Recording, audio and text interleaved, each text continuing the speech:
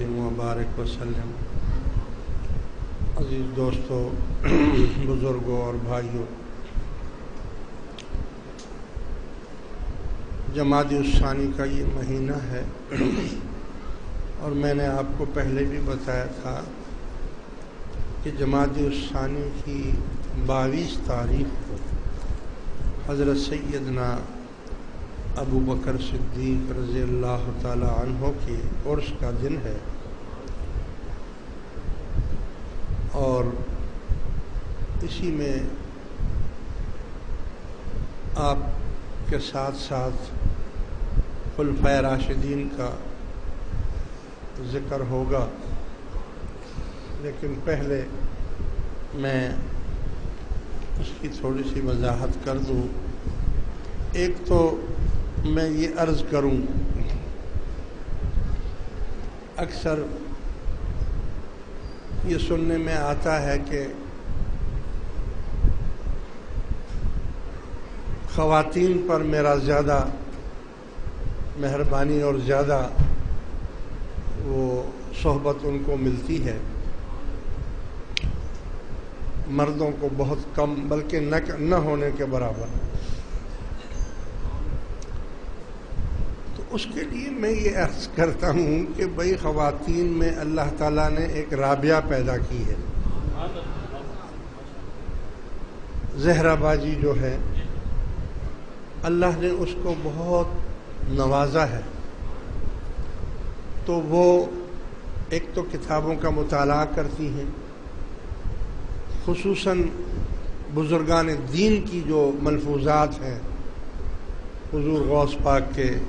سلطان باہو رحمۃ اللہ علیہ کے، خواجہ غلام فرید کے، بابا بلے شاہ کے، اور اس طرح جہاں جہاں سے اس کو ہوتا ہے، تو وہ خاتون جس کو طلب ہوتی ہے، طلب جس کو کہتے ہیں،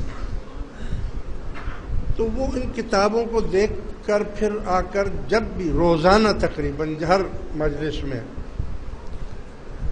وہ مجھ سے ان ملفوظات کا سوال پوچھ لیتی ہیں،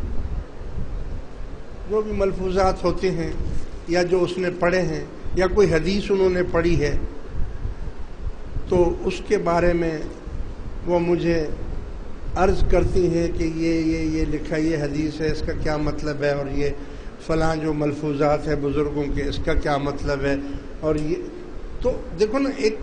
ایک وہ چل پڑتا ہے ایک سلسلہ۔ اب ظاہر ہے کہ جب میں ان کی باتوں کا جواب دوں گا تو آٹومیٹک وہ مہربانی ہو جائے گی، اور سوال تو ایک ہی کرتی ہے لیکن فائدہ سب کو پہنچ جاتا ہے۔ مردوں میں یہ طلب ہے ہی نہیں سرے سے، اول تو ہے نہیں، اور اگر ہے تو لکیر کے فقیر وہ ایک ہی سوال کو بار بار وہی پوچھتے رہتے ہیں، خود مطالعہ نہیں کرتے، یا خود ملفوظات نہیں پڑھتے، یا خود بزرگوں کے اقوال نہیں پڑھتے، کوئی حدیث نہیں پڑھتے، کوئی قرآن کی آیت نہیں پڑھتے، بس سوال اگر اول تو کرتے ہی نہیں، پہلے کرتے تھے کوئی تھوڑا بہت، وہ ہاشمی صاحب ہوتے تھے یا سہیل صاحب، وہ بھی ختم ہو گیا بیچارے، وہ جنت میں چلے گئے۔